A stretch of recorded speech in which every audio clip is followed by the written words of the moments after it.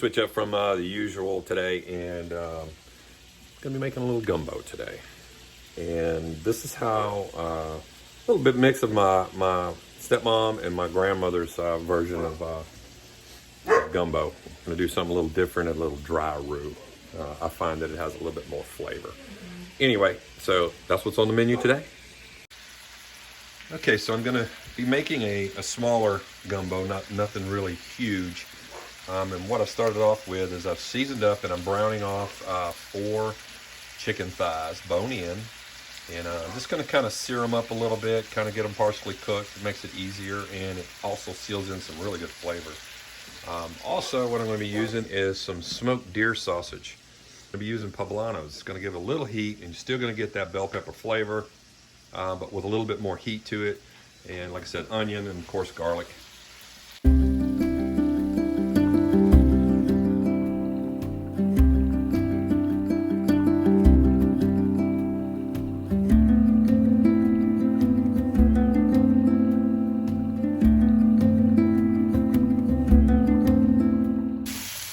Yeah, so what I've done is I went ahead and added my deer sausage, smoked deer sausage, to my skillet that I was browning the chicken in earlier. I used a little bit of olive oil in there and wipe it out a little bit. I'm gonna put my flour in here. I'm gonna go with a dry roux. All right, like I said earlier, I'm gonna go with some poblanos just to add a little depth of flavor there. I don't think it's that big a difference. I do think it has a little more flavor, especially heat-wise, than bell pepper for sure. Julienne these and then give them a quick little dice and let them cook down in there. All right, as you can see, I'm gonna cheat a little bit on the onion there, save myself a little bit of time there cutting, and I'm gonna go ahead and use all of this onion because onion is flavor. And of course, got to have garlic. Even if it says no garlic, I don't really care. Garlic rules. So I'm gonna bust up a little garlic here and add that in.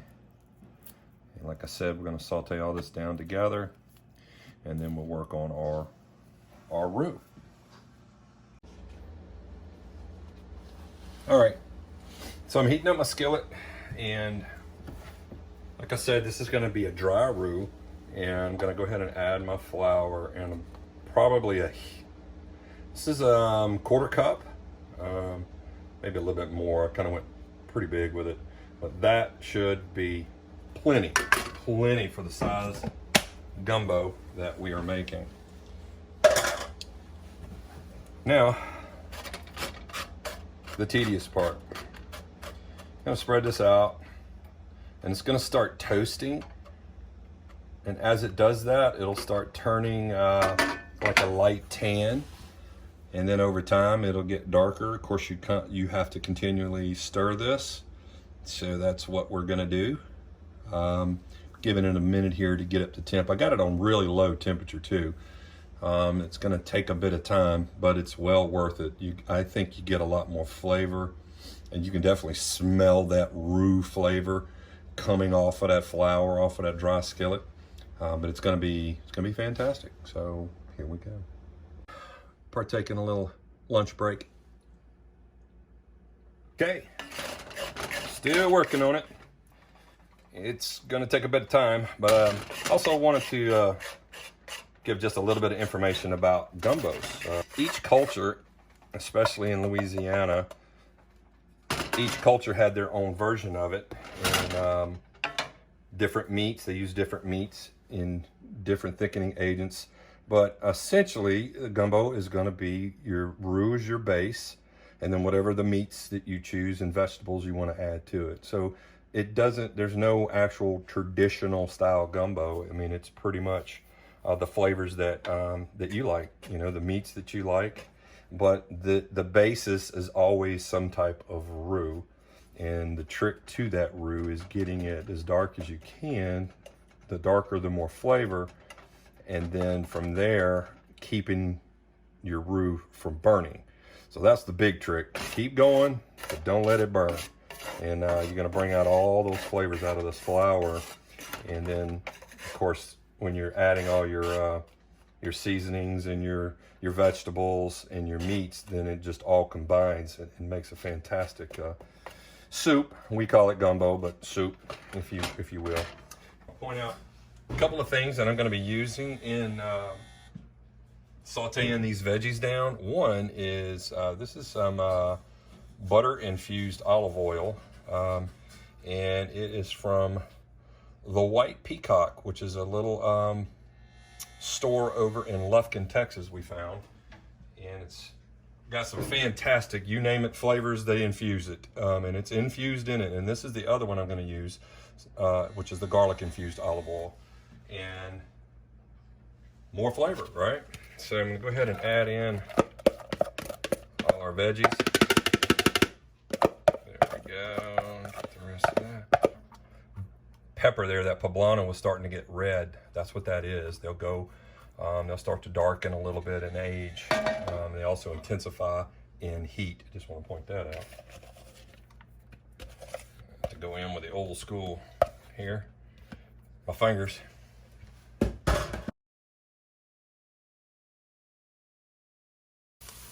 All right, we've got our veggies down pretty much translucent where we want them. They're infused in with that olive oil that has the garlic and butter in it. And man, does it smell fantastic. All right, so now I'm gonna go ahead and add my meats, my sausage, my chicken that I had already browned up, and get all that goodness in there. And give this a stir, and then I'll start adding in some of my stock. So, let's see if I can hang on to this.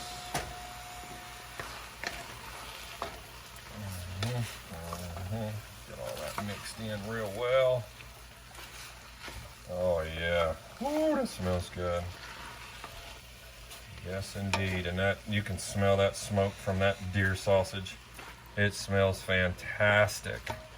So, there we go. Okay. Still working on our roux over here, and it is coming along lovely. As you can see, it's starting to get even browner, darker, which is what we want. Still got a little ways to go on it though, but meanwhile this can start to simmer down. And I'm going to go ahead and add my broth. And I'm using some chicken broth. Unsalted. There's enough salt and stuff inside the sausage that we really don't need to add anymore. I'm gonna taste it. Of course, it's always to taste, but I may add a little pink Himalayan salt, some fine Himalayan salt in there, if I need some more. That was essentially 32 ounces worth right there for now, and I think that's good. We're gonna bring that down a little bit and just let it simmer, and then as soon as my roux is ready, we'll add that. Okay, something I want to point out to some of these worldly gumbo chefs. You never use tomatoes, ever. Ever. All right, we are about to start adding in our roux. And I'm gonna use, this is a little 1/8 cup spoon here, 1/8 of a cup. I think that's plenty for this much gumbo at a time. I'm gonna go ahead and get that in the cup. Like I said, it's about even there. So I'm gonna add that in,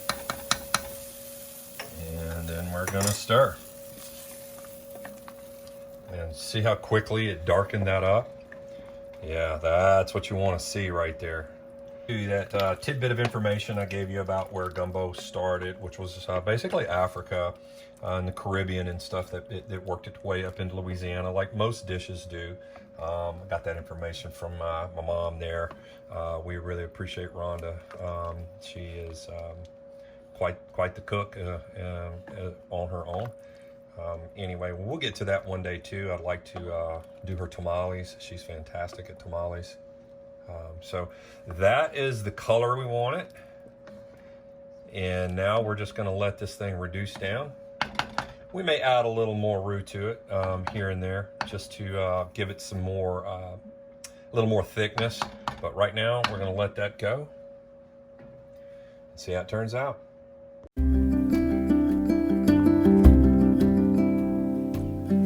All right, had to come outside, catch a little cool air. The kitchen got a little hot there. Damn near 2 hours working on that roux, going with the dry roux. Again, the only reason it took so long was because I kept having to, you know, take care of other things, saute some veggies down, brown my other meats and everything, and get all that stuff situated. So I'd have to cut my temperature back, so I wouldn't worry about, you know, burning my roux. And then when I was back on the roux, I'd crank it back up and really work at it. So if you took the time to start it off at a high temperature, I think it'll definitely brown a lot faster, but you really have to focus on it and stir it back in it, constantly stirring it and ensuring that, you know, you're not burning your flour. Once you burn a roux, it's done. Throw it out. It's no good. My mom there, Rhonda, she is worked in the anthropology department at Northwestern State. And knows a lot of the history, especially with the Native Americans, her being Native American, and gave me that tidbit of information about, you know, gumbos and where they come from, and really boiled down to different ethnic groups as to what kind of meats and things they put in them. So anyway, do a little research on it. Give it a try. It takes time and patience with the roux, but I'm telling you, it pays off. That roux came out as black as coffee, and the flavor was fantastic. So I'm pretty excited. Once I'll get some steamed rice going here in a little bit. Right now, we're gonna sit down, listen to some music, throw on some deer sausage on the grill, have a little extra, and have a cold beer.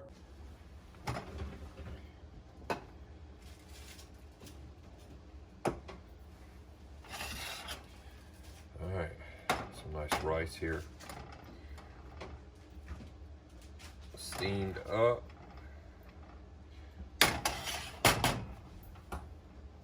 Now, go with our gumbo. Probably gonna need a bigger spoon than that.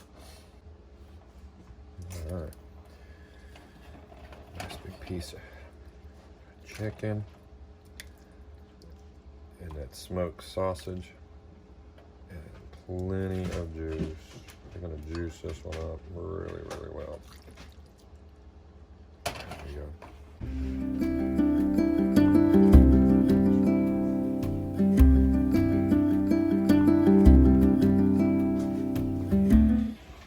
All right, so it's been about day 2, so this should really be flavorful. Added some fresh cut green beans in there. I'm sorry, some fresh cut green onions on top of that. And here we go.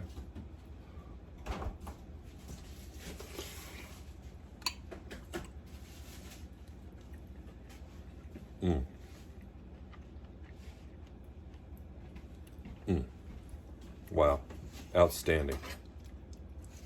Yes, indeed. Fantastic. So it pays to work your roux, dry roux. You can do wet roux, either way, but take the time. There's nothing wrong with the jarred roux, like I said before, but it really pays off to use a dry roux, and take the time to get it to that darkness that you want. And it adds so much more flavor to this gumbo. So I'm gonna sit back and enjoy this. You guys stick around. I'll come back with some more content soon, I hope. All right, appreciate it. Oh, and by the way, we got snow last night. It was kind of nice. I'll throw some video on there.